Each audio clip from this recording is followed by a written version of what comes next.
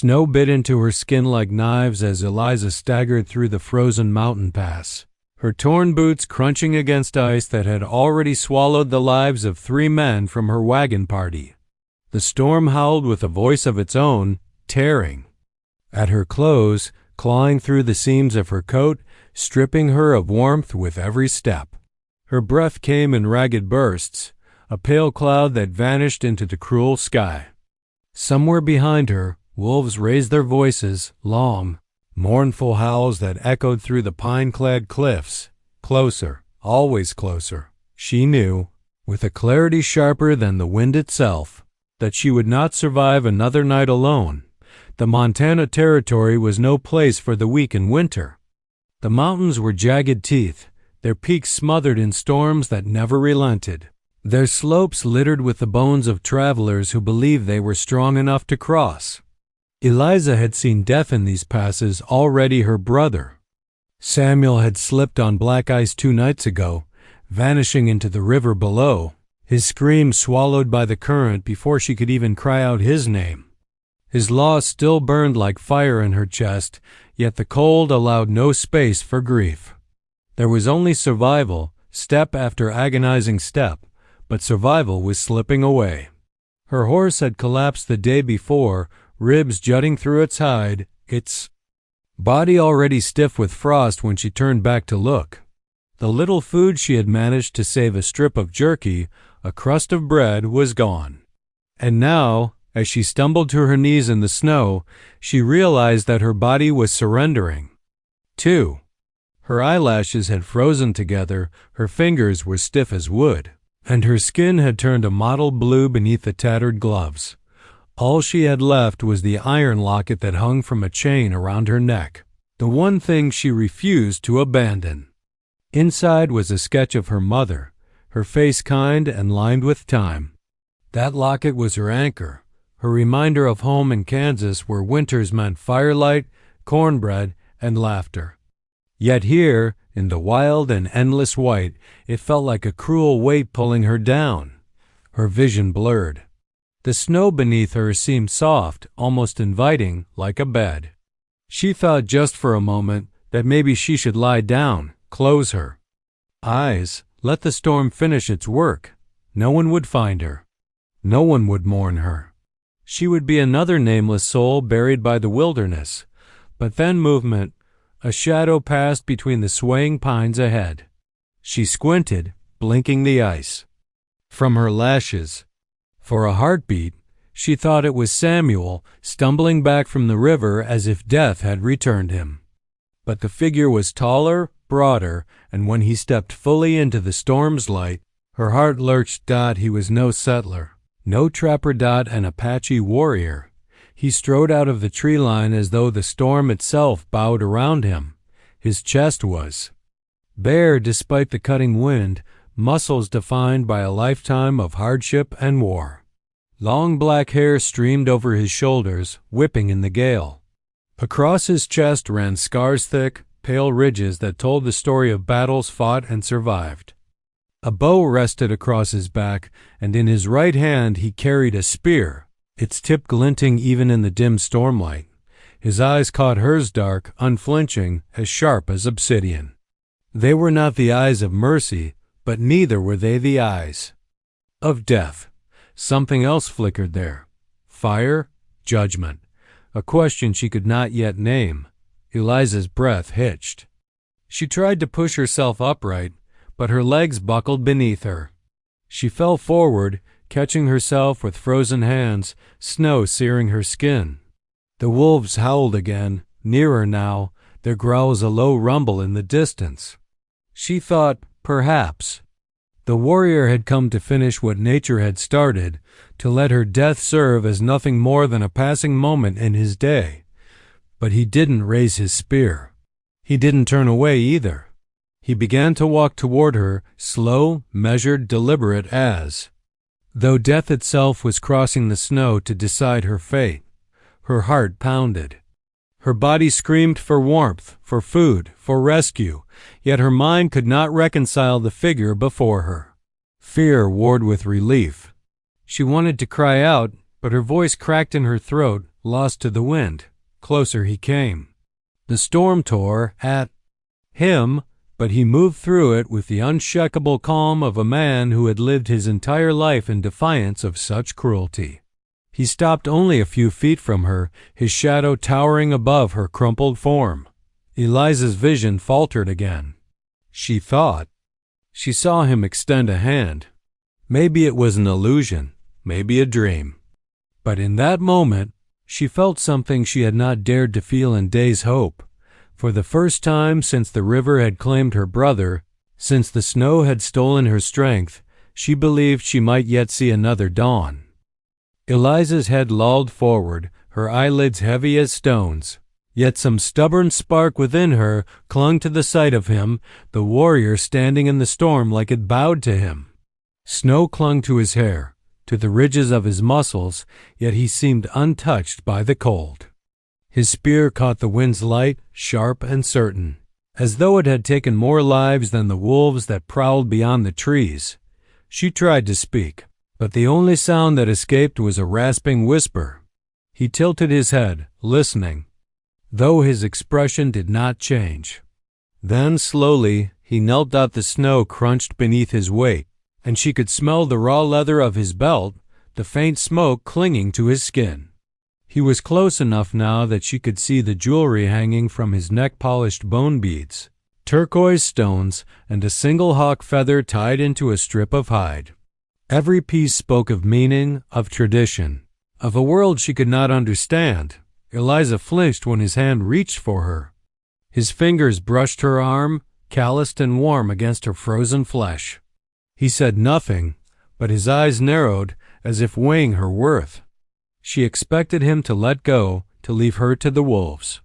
Instead, with startling strength, he lifted her into his arms. The sudden motion tore a gasp from her chest. Her body sagged against him, weak and trembling, but she was stunned by the heat that radiated from him. He carried warmth like a living fire. For a moment, she feared he might be taking her deeper into the forest to finish what the storm had started. But the wolves howled again, this time so close she could hear their paws breaking through the crust of snow. The warrior rose to his full height, adjusted her weight as though she were nothing, and turned sharply away from the sound. Eliza's head rested against his shoulder, and she caught glimpses of the world as he moved. Towering pines loomed overhead, their branches weighed down with snow. The storm screamed, but he moved with relentless certainty, each stride strong, purposeful. She wondered how he knew where to go in a land that seemed only endless white and shadow. Behind them, the wolves followed. She could hear them now, the snapping of branches, the panting breaths. A flash of gray darted at the edge of her vision. Her heart hammered, but the warrior did not falter. Instead, his voice broke the storm, a low chant, words in a language she could not understand. The sound was steady, grounding, as if he were summoning courage from the earth itself. Minutes or perhaps hours passed in a haze. Her mind swam in and out of darkness. Sometimes she dreamed of her mother's face, of Kansas fields swaying gold in the wind. Sometimes she dreamed of Samuel's hand reaching from the icy river. And then she would wake, shivering, pressed against the chest of this man who carried her as if she were a burden he had chosen to accept. When at last he stopped, she stirred. Through heavy lashes she saw it, an opening in the rocks, half hidden by pine boughs. Smoke drifted faintly from its mouth. A shelter. He ducked inside, lowering her carefully onto a bed of furs that lined the ground. The air was warmer here, a fire glowing faintly in the corner. She inhaled sharply at the change, tears stinging her eyes. She had forgotten what warmth felt like. The warrior crouched beside her. He studied her face for a long moment, his dark eyes unreadable. Then, without a word, he pulled a hide blanket over her and fed more wood to the fire. Sparks rose, crackling into the air. Eliza's lips trembled. She wanted to thank him, to speak, but all she could manage was a whisper of his presence. Why? He didn't answer. Instead, he removed a pouch from his belt and poured a powdery herb into a small clay cup near the flames. The smell was sharp, earthy, foreign. He added water from a skin, stirring it with care, then brought the cup to her lips. She hesitated, unsure if it was medicine or poison. His gaze held hers, steady, commanding trust without words. Slowly, she drank.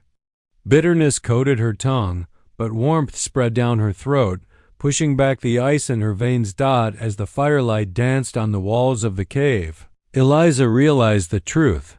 He had saved her, not the storm, not Luckham. This warrior, whose name she did not yet know, had chosen her fate. Sleep pressed hard upon her, pulling her under, but her last thought before darkness claimed her was simple and terrifying. What did he want in return? When Eliza woke, she thought at first she had died. The warmth around her was too foreign, too forgiving after days of cruel cold. She lay wrapped in a thick hide, the smell of smoke and pine needles filling her lungs. For a moment she simply listened to the crackle of fire, the whisper of wind outside the cave, and the steady, measured breaths of someone else nearby.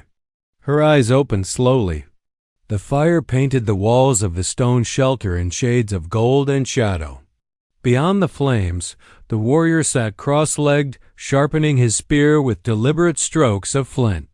The muscles in his arms moved like coiled rope beneath his skin, each scar catching the firelight. His long hair framed his face, black as raven's wings, and the turquoise beads woven into it shimmered when he moved. Her heart thudded painfully in her chest. The memory returned all at once, the storm, the wolves, his arms carrying her like a child. He saved me. She tried to sit up, but the effort pulled a sharp groan from her throat. At once his head lifted, his dark eyes locking onto hers. They were steady, unflinching, but not unkind. He rose and came to her side, crouching so that his shadow fell across her. Without a word, he pressed a wooden bowl into her trembling hands. The liquid inside steamed, earthy, and bitter-smelling. Eliza hesitated. Her lips were cracked, her throat parched, but suspicion gnawed at her. What if it was poison? What if she was nothing more than a burden he planned to dispose of? Her fingers trembled around the bowl. She dared to whisper, voice raw from the cold. Why? Why help me? He didn't answer. Instead, he reached forward, guiding the bowl gently to her lips. His hand lingered only long enough to steady her before withdrawing. The weight of his gaze was an answer in itself. She drank. The liquid burned with unfamiliar spices, but warmth spread through her chest, chasing the ice that had lingered in her bones. A tear slid down her cheek unbidden, a release of days' worth of fear. She lowered the bowl, clutching it to her chest as if it might vanish. The warrior returned to his place by the fire, resuming his work in silence. Eliza studied him, trying to understand. She had grown up on stories of tribes fierce and merciless, stories told by settlers who feared what they did not know. Yet here she was, alive because of this man. The locket around her neck felt suddenly heavy. She clutched it, whispering a prayer her mother once taught her. The storm outside raged on, snow hissing against the rocks. Hours blurred into one another. The warrior tended the fire, stirred herbs into a clay pot, and checked the edges of his weapons. Every motion was purposeful, without waste. Eliza found herself watching him more than she wished, caught by the sheer presence he carried like. He belonged to the land itself, as much a part of it as the pines and stone. Night fell heavy. She dozed, waking only when the wind's scream grew too loud. Once she startled at the sound of a howl wolves again, prowling just beyond. Her fear must have shown because the warrior glanced at her, then at the entrance of the cave. He murmured something in his tongue, low and sure, before laying his spear across his lap. It was not comfort in words, but it was enough. Eliza hugged the hide closer. "Eliza," she whispered suddenly, pointing to her chest. "My name. Eliza." He regarded her for a long moment, his face unreadable. Then he touched his own chest with 2 fingers. "Kaetenay." The word was rough, deep, like the sound of stone splitting. His voice rolled through the cave, steady, grounded. Eliza repeated it softly. "Kaetenay." For the first time, his mouth curved barely, the ghost of a smile. The fragile silence between them shifted then, no longer stranger and burden, but something else. A beginning, but the moment was short-lived. Just as the fire cracked low, a sound echoed beyond the cave's mouth, not a wolf's howl, but the crunch of heavy boots on snow. Multiple sets. Men's voices, muffled but harsh, carried on the wind. Eliza froze, blood draining from her face. She knew that sound. Settlers or worse, drifters. Outlaws. Kaetenay had already risen to his feet, spear in hand, his face transformed into the mask of a predator. Eliza's heart pounded. The storm might not have killed her, but something far deadlier now prowled the mountains, and she was trapped between them and the man who had saved her. The sound of boots crunching through snow tore through the cave's fragile silence. Eliza's heart leapt to her throat. She knew that rhythm meant moving with purpose, not the silent stalk of wolves. Voices drifted in with the storm, rough and slurred, words tangled in laughter that held no warmth. Outlaws. She had heard enough in her time traveling the frontier to know the difference. Kaetenay's head tilted, every muscle coiled like a hunting cat. He lifted his spear and pressed a finger to his lips, a sharp gesture that made Eliza's breath stop short. The firelight danced across his face, turning his obsidian eyes into something fierce, almost otherworldly. Eliza's body screamed to shrink deeper into the furs, but fear kept her rigid. She wanted to cry out, to beg him to protect her, yet something in his calm steadiness told her he didn't need reminding. He was already listening to the storm in ways she could not. Voices grew louder. "Saw smoke, I swear it. Somebody's hiding out up there. Could be trappers. Could be settlers, could be gold." Laughter followed, jagged and hungry. Eliza's blood went cold. She had seen men like these before, men who traveled the mountain trails not for survival, but for what they could steal. If they found her, a lone woman, she knew what her fate would be. Kaetenay moved silently to the cave entrance, his body low, spear angled just so. The fire behind him threw his silhouette against the rock, muscles taut and ready. For a moment, Eliza thought he would vanish into the snow and leave her, but instead he paused, glanced back at her, and raised his hand again in warning. Stayed at her. Fingers clutched the locket at her neck until it dug into her skin. Every second dragged like a lifetime as the boots drew nearer. She heard them break branches, curse the storm, laugh at their own misery. Then light. A torch flared against the white outside. There, smoke, just like I told you. Eliza's stomach dropped. They had seen the fire. Kaetenay's shoulders rose and fell once, steadying himself before he stepped out into the blizzard. The snow swallowed him whole, his dark form blending into the storm. Eliza held her breath, straining to hear. The outlaws' voices rose in surprise. What the hell? A sharp cry split the night, followed by the thud of bodies hitting snow.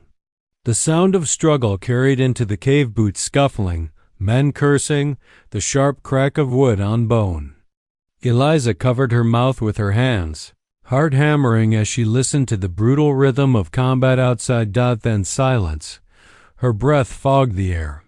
She counted the beats of her heart, 1, 2, 3, until Kaetenay reappeared, his chest heaving, his spear wet with blood. Snow clung to his hair. His skin glistened with sweat despite the cold. Behind him, 2 figures lay motionless in the drifts. He entered without a word, setting the spear aside with careful precision. His eyes flicked to Eliza, not asking if she was unharmed, but ensuring she was still breathing, still there. Eliza swallowed hard, her throat dry.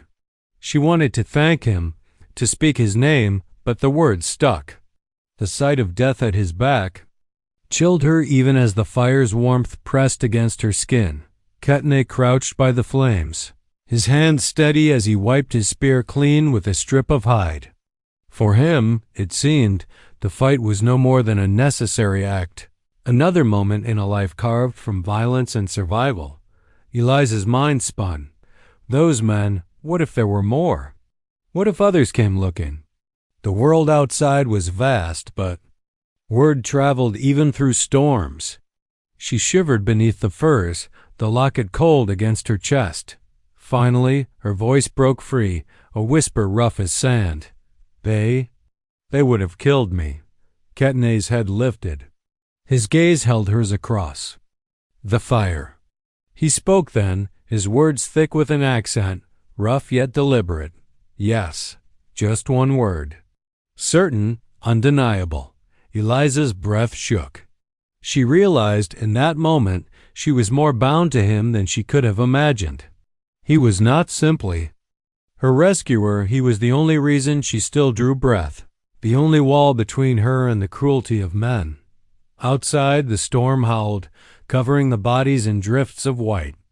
Inside, the fire burned low, its light wrapping them both in uneasy silence. Eliza tightened the hide around her shoulders and whispered the only thing she could manage. Thank you, Kaetenay. For the first time, he did not look away. By morning, the storm had softened, though the mountains still groaned beneath the weight of snow. Eliza stirred awake to the glow of dying embers. Her body felt less like stone, though the ache of exhaustion still clung to her bones. Kaetenay was already awake, crouched at the mouth of the cave. He was a dark silhouette against the pale dawn, spear in hand, every line of him still and watchful. His long hair streamed in the cold breeze, tribal beads glinting faintly. He looked carved. From the land itself, part of it, as though he had always been there. Eliza pushed herself upright, the hide slipping from her shoulders. The world outside was dazzling mountains coated in white, pines bent under the weight, the silence so complete she could hear the drip of water where icicles melted from stone. And yet, beneath that beauty, danger waited. She remembered the outlaws, their voices, their hunger. She shivered, clutching the locket at her throat. Kaetenay turned, his gaze landing on her. He said nothing, but the weight of his eyes was grounding. She found herself whispering, almost to herself, I thought I'd never see another morning. His expression didn't change, but his voice came low and steady. You live. The words were simple, yet they sank into her like a promise. When the fire was coaxed back to life, Kaetenay gathered the fallen furs and began preparing for the day. Eliza watched as he tied his hair back with a strip of hide, checked the sharpness of his spear, and slung a bow across his back. Every movement was ritual, precise, like a man who had no room for error in a land that punished mistakes. Finally, he pointed to her boots tattered, nearly useless, and then to the cave entrance. His meaning was clear. They could not stay. Here, Eliza swallowed hard. Her legs still trembled, but she nodded. She didn't know where he meant to take her, only that anywhere was better than being left alone. They set out into the snow. Kaetenay broke the trail, his strides cutting a path through drifts that came to Eliza's knees. She followed in his footprints, clutching the hide close, her breath pluming in the icy air. The world was vast and merciless, yet when she fixed her eyes on his broad back, she felt an odd certainty he would not let her fall. The hours dragged. They crossed a frozen stream, the ice groaning beneath their weight. Kaetenay paused, testing each step before letting her follow. His hand shot out once when her foot slipped, steadying her with a grip so firm it sent a jolt through her chest.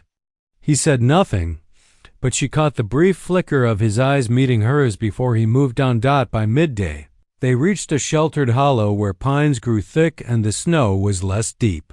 Smoke rose faintly in the distance, curling into the sky.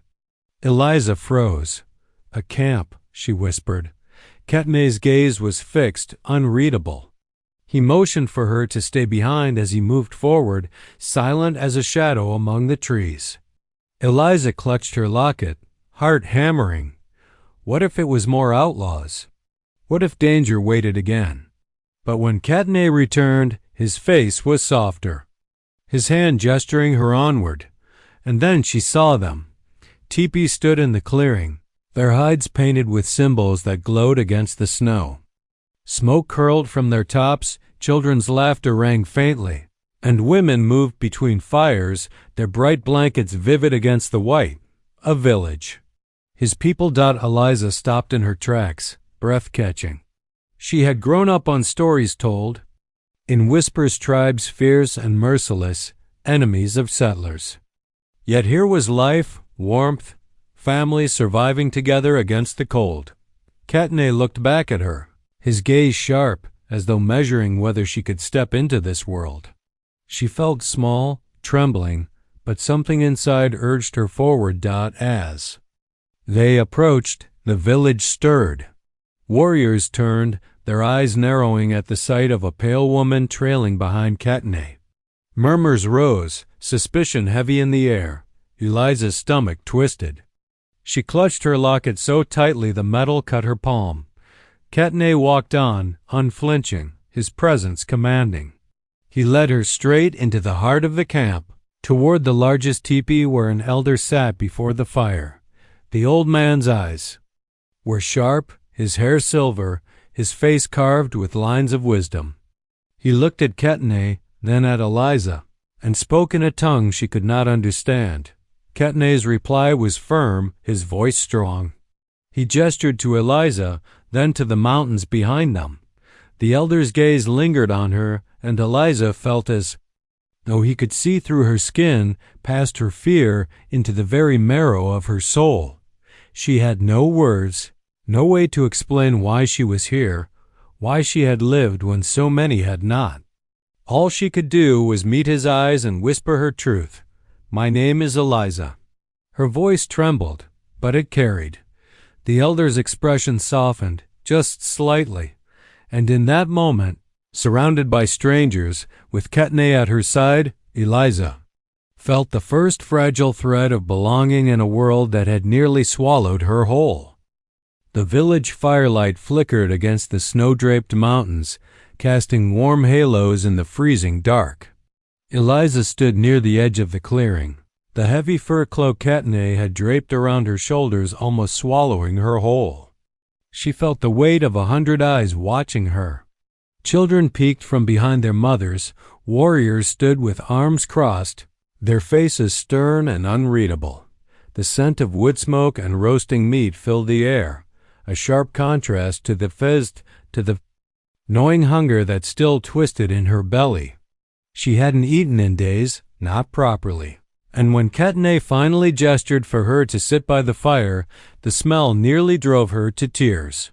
But she swallowed hard, forcing herself to hold her head high. She wasn't about to look weak in front of strangers. Kaetenay crouched low beside her, his dark hair shining in the firelight, the turquoise and bone jewelry around his neck catching the glow. He tore a piece of roasted venison with his knife and offered it to her. Eliza hesitated. She glanced around at the warriors who hadn't stopped staring at her since she arrived. Every muscle in her body told her they did not trust her, but when her eyes met Kaetenay's calm, steady, unyielding, she accepted the food. She chewed slowly, the savory juices warming her from the inside. For the first time in days, she allowed herself a breath that didn't scrape against her ribs. A low murmur swept through the circle. An elder, his hair bound in white braids, stepped forward. His voice carried authority like the rumble of distant thunder. "She is one of them," the elder said, his gaze locked on Eliza. "The same people who burn our lodges, drive away our herds, poison our rivers. Why bring her here, Kaetenay?" The Air thickened, tense as a drawn bowstring. Kaetenay rose to his full height, his muscles taut, his expression carved in stone. "Because she was left to die in the snow," he said, his voice sharp as flint. "The wolves would have torn her apart. I would not leave even an enemy child for the scavengers." "I am no child," Eliza whispered. Though the words barely carried over the fire, Kaetenay's mouth almost curved, but then he turned back to the circle. "She carries no weapon, no malice, only scars of her own battles. If the Creator willed her death, the storm would have taken her. But she yet breathes." The elder's eyes narrowed. "And so you believe she belongs among us?" "I believe she deserves a chance," Kaetenay said firmly. The murmurs grew louder, voices clashing like steel. Some agreed, others shook their heads in anger. One warrior, broad-shouldered and young, spat into the fire. "She will bring soldiers. They always return for what they lose." The words stabbed Eliza deep. She thought of her father's ranch, of the way the men laughed when they burned the stables and turned their rifles on her brother. If soldiers came, it would not be for her. They had already forgotten she existed. Her hand tightened around the locket hanging from her neck. She stood, her legs trembling but her voice strong. "No one is coming for me," she said, each word measured and steady. "I was left in the snow because I meant nothing to them. To the men who killed my family, I am already dead." Silence fell over the clearing. The only sound was the pop of the fire and the low whine of the wind. Kaetenay glanced at her, and for a flicker of a moment, there was something in his gaze that wasn't just protection, it was recognition. The elder studied her, his weathered face unreadable. At last he raised his hand. "Then let her stay for the night. We will see what tomorrow brings." Reluctant nods followed, though mistrust still lingered like smoke after fire. Eliza sank back down by the flames, her body trembling with exhaustion. Kaetenay sat beside her, close enough that his warmth pushed back the cold. "Do not fear," he murmured, his deep voice almost lost beneath the wind. "You are under my protection now." Eliza's eyes stung with sudden tears she refused to let fall. For the first time since the storm began, she believed she might live to see another dawn. The storm broke with the dawn. Pale sunlight spilled across the snow-covered mountains, gilding the village in fragile warmth. Eliza woke to the crackle of firewood and the hushed voices of women preparing food. For a moment, she thought she was dreaming. The smells of roasting corn and venison, the soft laughter of children chasing one another between the lodges. After so many days of cold, hunger, and fear, it felt unreal. But reality struck swiftly. The sharp bark of a dog followed by the cry of a scout from the ridge. Warriors snatched their bows and rifles in an instant, their movements sharp and practiced. Kaetenay appeared at the cave entrance, his chest bare against the cold, long black hair streaming in the wind, tribal jewelry flashing as he gripped his spear. His eyes locked on hers, and Eliza's stomach dropped. "They are coming," he said. Eliza stumbled to her feet. "Who?" "Riders, soldiers," Kaetenay replied grimly. The words turned her blood to ice. She knew who it had to be, men like the ones who had destroyed her home. Maybe even the same ones. They hadn't forgotten her after all. Not because they cared about her, but because they feared what secrets she might carry. The village erupted. In motion, warriors taking positions, women ushering children into hiding. The air crackled with tension, every heartbeat echoing like a drum. Eliza's chest ached. These people had doubted her, feared her, but they had not left her in the snow. They had fed her, given her fire, and Kaetenay had risked his life to bring her here. She could not let them fall because of her dot. Her hands trembled as she gripped her locket. Inside was a scrap of paper, written by her brother before he died. a map proof of a supply trail that soldiers used when the tribes could raid or cut off. She had clung to it out of grief, a relic of a world gone, but now it could save lives. Kaetenay stood at her side as the first distant gunshots cracked through the cold air. He glanced down, brow furrowed. "You are afraid?" "Yes," Eliza said, her voice shaking. Then she raised the locket, opening it so he could see the folded scrap within. "But I can help." He looked at her as though seeing her for the first time, not as a lost girl or a burden, but as someone who carried fire of her own. His lips curved in the faintest ghost of a smile. When the soldiers thundered into the clearing, they expected a village unprepared, scattered, easy prey. Instead, they found warriors waiting in silence, bows drawn, rifles steady. Kaetenay at the forefront with his spear raised high. Eliza stood behind him, clutching her locket, the map hidden within. For the first time, she felt the weight of choice. She could run, she could cower, or she could stand. She chose to stand. The battle was swift, brutal. Smoke and fire filled the air, rifles cracked, arrows whistled. Kaetenay moved like a force of nature, his body cutting through the chaos. Every strike precise, every movement burning with purpose. More than once, Eliza thought she would lose him, her throat raw from screaming his name. But he never fell, and when the soldiers broke, retreating into the trees, leaving their dead in the snow, it was Kaetenay's roar that carried over the mountains, fierce and victorious. The village erupted in cries of relief, but Eliza sank to her knees, her hands trembling. Kaetenay approached, his chest heaving, his face streaked with blood and sweat. He crouched in front of her, his obsidian eyes softening. "You did not run," he said.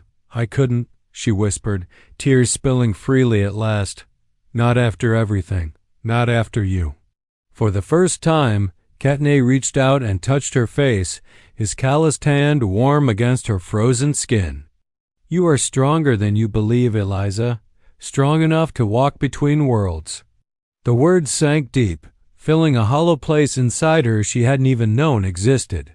She looked at him through her tears and knew she was no longer the girl.